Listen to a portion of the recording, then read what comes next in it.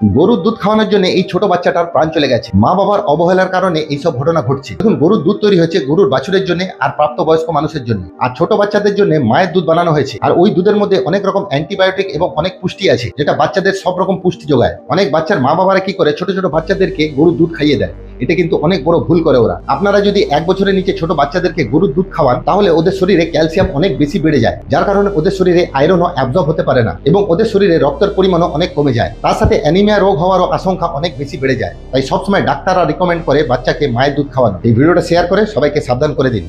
গরুর দুধ খাওয়ানোর জন্য এই ছোট বাচ্চাটার প্রাণ চলে গেছে। মা বাবার অবহেলার কারণে এইসব ঘটনা ঘটছে। দেখুন, গরুর দুধ তৈরি হয়েছে গরুর বাছুরের জন্য আর প্রাপ্তবয়স্ক মানুষের জন্য, আর ছোট বাচ্চাদের জন্য মায়ের দুধ বানানো হয়েছে। আর ওই দুধের মধ্যে অনেক রকম অ্যান্টিবায়োটিক এবং অনেক পুষ্টি আছে, যেটা বাচ্চাদের সব রকম পুষ্টি যোগায়। অনেক বাচ্চার মা বাবারা কি করে, ছোট ছোট বাচ্চাদেরকে গরুর দুধ খাইয়ে দেয়। এটা কিন্তু অনেক বড় ভুল করে ওরা। আপনারা যদি 1 বছরের নিচে ছোট বাচ্চাদেরকে গরুর দুধ খাওয়ান, তাহলে ওদের